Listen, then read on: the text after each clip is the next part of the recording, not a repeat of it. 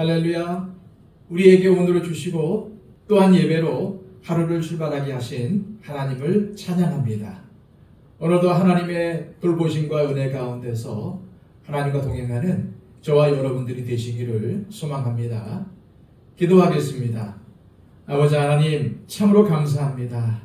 우리가 하나님의 자녀가 되어 하나님께 예배할 수 있다는 것, 그리고 오늘도 말씀을 통해 우리를 세워주시는 하나님을 만날 수 있다는 것, 그리고 또한 하나님께서 우리의 삶을 동행해 주시고 이끌어 주신다는 것, 이것이 얼마나 감사한 일인지요.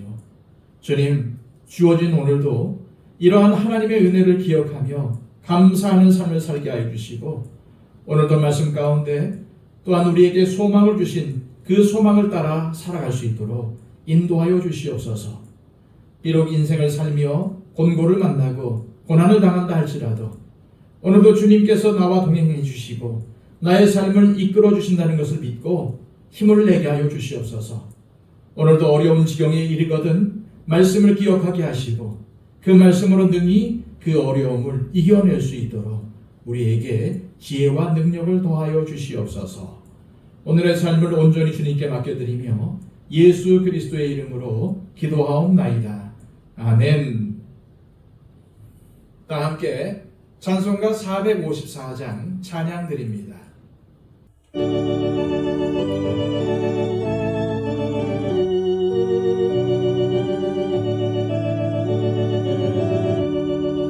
주와 같이 되기를 내가 항상 원하니 온유하고 겸손한 주의 마음 주소서.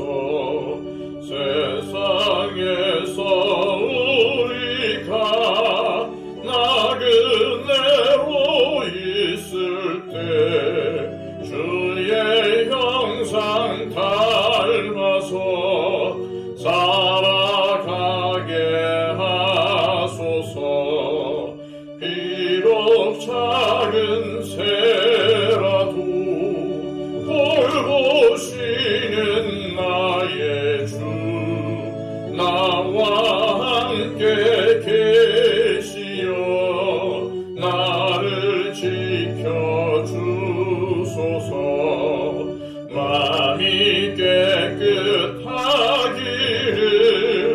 내가 항상 원하니 악한 마음 버리고 살아가게 하소서.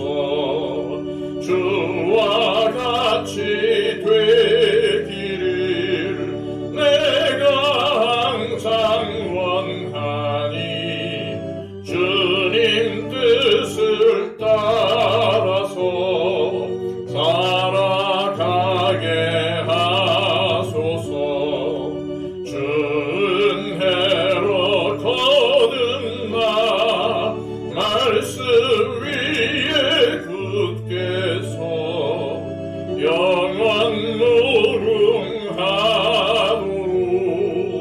주와 함께 살리라. 아멘. 이 시간 우리에게 주시는 하나님의 기이한 말씀은 구약성경 잠언 27장 1절에서 13절까지의 말씀입니다. 너는 내일 일을 자랑하지 말라. 하루 동안에 무슨 일이 일어났는지 네가 알 수 없음이니라. 타인이 너를 칭찬하게 하고 네 입으로는 하지 말며 외인이 너를 칭찬하게 하고 네 입술로는 하지 말지니라. 돌은 무겁고 모래는 가볍지 아니하거니와 미련한 자의 분노는 이 돌보다 무거우니라. 돈은 잔인하고 노는 창수 같거니와 투기 앞에야 누가 서리요. 면책은 숨은 사람보다 나으니라. 친구의 아픈 책망은 충직으로 말미암는 것이나 원수의 잦은 입맞춤은 거짓에서 난 것이니라. 배부른 자는 꿀이라도 싫어하고 줄인 자에게는 쓴 것이라도 다니라. 고향을 떠나 유리하는 사람은 보금자리를 떠나 떠도는 새와 같으니라. 기름과 향이 사람의 마음을 즐겁게 하나니 친구의 충성된 권고가 이와 같이 아름다우니라. 네 친구와 네 아비의 친구를 버리지 말며 네 환난 날에 형제의 집에 들어가지 말지어다. 가까운 이웃이 먼 형제보다 나으니라. 내 아들아, 지혜를 얻고 내 마음을 기쁘게 하라. 그리하면 나를 비방하는 자에게 내가 대답할 수 있으리라. 슬기로운 자는 재앙을 보면 숨어 피하여도 어리석은 자들은 나가다가 폐를 받느니라. 타인을 위하여 보증선자의 옷을 취하라. 외인들을 위하여 보증선자는 그의 몸을 볼모 잡을지니라. 아멘. 오늘의 본문은 지난 시간과 같은 본문입니다. 잠언 말씀은 한 장에 여러 가지 주제가 담겨져 있기 때문에 지난 시간 다루지 못한 말씀을 묵상하면서 오늘 말씀을 우리에게 허락하신 주님의 뜻이 무엇인지 알기를 소망합니다. 오늘은 먼저 분노의 주제에 맞추어서 말씀을 묵상하려고 합니다. 요사이 우리 사회에 분노 조절 장애라는 병이 자주 회자되고 있습니다.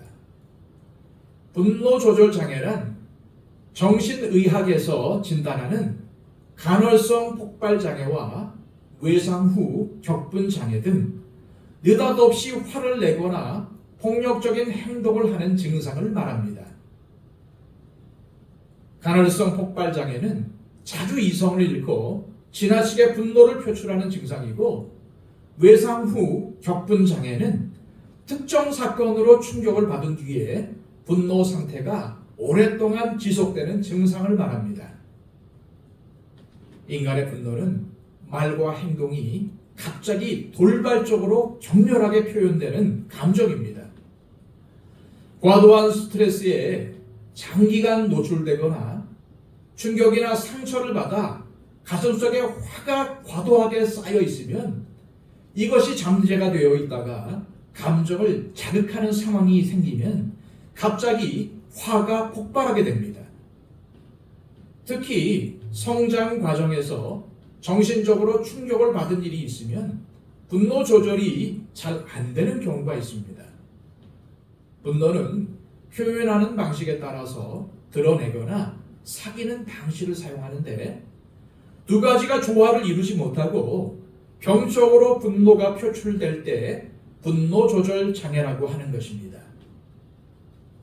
이전에는 분노를 지나치게 억압하여 이로 인한 우라병이 많았지만, 지금은 지나친 분노 폭발로 인해 분노 조절 장애가 많아지고 있습니다. 또한 분노 조절 장애는 충동적인 분노 폭발형과 습관적 분노 폭발형의 두 가지의 양상을 보입니다. 충동형 분노 조절 장애는 도저히 화를 참을 수 없어 분노가 폭발하는 것으로서 이러한 사람을 흔히 다혈질이라고 합니다. 이에 반해 습관적 분노 조절 장애는 어떤 목적을 달성하기 위해서 분노를 표출하는 것이 효과적이라는 것을 알고 있는 사람들이 목소리를 크게 내면은 이긴다는 식의 경험을 통해서 시간이 갈수록 분노를 표출하는 빈도가 높아지는 것을 말합니다. 3절은 어리석은 자의 분노 문제를 말씀하고 있습니다. 돌은 무겁고 모래도 가볍지 아니하거니와 미련한 자의 분노는 이 돌보다 무거우니라. 이 말씀은 자신의 감정을 다스리지 못하고 자기 멋대로 분노를 표출하는 미련한 사람의 모습을 나타낸 비유적 표현입니다. 혹시 분을 낼 만한 일이 생겨도 그로 인하여 죄를 짓지 않도록 자신의 감정을 잘 다스리며 분노를 오래 품지 않도록 노력하는 것이 참된 그리스도인의 모습입니다. 그러나 미련한 자는 이것을 깨닫지 못하고 자기의 화가 풀릴 때까지 계속 분을 품으며 그 분노를 아무 때나 발산함으로써 다른 사람을 힘들게 만들고 자신의 죄를 점점 더 무겁게 합니다. 그래서 오늘 말씀은 이러한 미련한 자의 분노를 견뎌내는 것은 무거운 돌과 모래의 무게를 견뎌내는 것보다 더 힘든 육체적, 정신적 부담감을 느끼게 한다는 것을 비유적으로 표현하고 있는 것입니다. 우리는 이 말씀을 잘 기억해서 나로 인해 다른 사람이 힘들지 않도록 화와 분노를 잘 조절해야 할 것입니다. 물론 우리의 의지로는 이것이 매우 어려울 것입니다.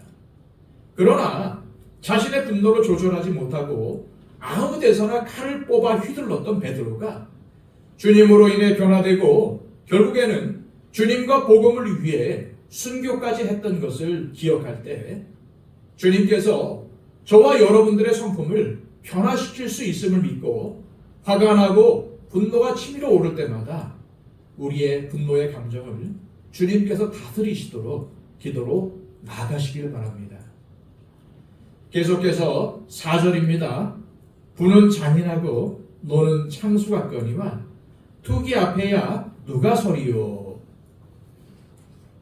이 말씀은 전형적인 분노 조절 장애의 모습을 보여주는 것처럼 보입니다. 그런데 이것이 투기와 연결이 되어서 부부 사이에서 나타나는 분노의 문제를 언급하고 있습니다. 인생에서 가장 많은 시간을 보내는 사람이 바로 부부일 것입니다. 그래서 부부는 서로 닮아갑니다. 그래서 뭔가 결정을 할 때나 생각한 것을 행동으로 옮길 때 보면은 부부가 같은 생각을 하고 있음을 확인할 때가 많습니다. 그런데 그러한 부부가 서로 신뢰하지 못해서 나타나는 투기는 어떠한 분노보다 더욱 무섭고 비참한 결과를 가져온다는 것입니다. 분노를 오래 품고 있는 것은 다른 사람들도 힘들게 하지만 결국 자기 자신을 파괴하는 지름길입니다. 특히 부부 사이에서 투기는 부부관계를 깨뜨리는 주범입니다. 어려운 일이지만 하나님의 말씀 안에서 서로를 믿고 분노를 이겨나가는 지혜가 필요합니다. 계속해서 10절입니다. 네 친구와 네 아비의 친구를 버리지 말며 네 환난 날에 형제의 집에 들어가지 말지어다. 가까운 이웃이 먼 형제보다 나으니라. 이 말씀은 두 가지를 말씀하고 있습니다. 전반부에는 네 친구와 네 아버지의 친구를 버리지 말라는 것입니다. 그런데 역설적으로 후반부에는 네 환난 날에 형제의 집에 들어가지 말라고 합니다. 그런데 사람이 고난을 만나면 먼저 형제와 가족을 생각하고 도움을 바라게 됩니다. 가족의 역할이 지금보다 훨씬 더 중요시 되었고 혈연적인 결속력이 그 무엇보다도 강했던 고대 사회에서는 더욱 그랬을 것입니다. 그러나 혈연 관계이긴 하지만 근본적인 애정이 없는 가족들은 환난당한 자를 외면하고 아무런 도움을 주지 않지만 가까이에서 애정과 우정을 나눈 친구들과 가까운 이웃들은 환난당한 자를 위로하고 도와준다는 것입니다. 참으로 어려운 것이 인간관계이지만 오늘 말씀은 인간관계에 있어 무미건조하고 명목적인 혈연관계보다는 서로를 신뢰하는 가운데 사랑을 나누는 것이 사람에게 매우 중요하고 지혜로운 생활이라는 것을 알려줍니다. 주님은 마태복음 7장 12절에서 이렇게 말씀하십니다. 그러므로 무엇이든지 남에게 대접을 받고자 하는 대로 너희도 남을 대접하라. 이것이 율법이요 선지자니라. 내가 먼저 친구와 가족의 어려움을 외면하지 않고 베풀고 돕는 것이 주님의 말씀에 순종하는 지혜로운 성도가 살아야 할 삶이라는 사실을 기억하시길 바랍니다. 이 시간 기도하실 때 하나님 아버지, 오늘을 살아갈 때 아무리 화나는 일이 있고 내 가슴 속에 분노가 치밀어 올라도 온갖 비방과 조롱을 견디시고 묵묵히 십자가를 지신 주님과 분을 내지 말라는 하나님의 말씀을 기억하며 이겨내게 하옵소서. 무엇보다 다른 사람들을 신뢰하게 하시고 다른 사람들에게 분노를 표출하여 그들을 힘들게 하는 일이 없게 하옵소서. 또한 우리의 가족과 이웃이 어려움을 당할 때 외면하거나 무시하지 않고 발벗고 돕고 베풀게 하시며 내가 환난을 당할 때 돕는 자들을 보내셔서 능히 어려움과 고난을 이겨내게 하옵소서. 기도하시기 바랍니다. 111 기도를 통해서 우리 주변에 기도가 필요한 분들을 위해서 중보해 주시기를 바랍니다. 기도하겠습니다.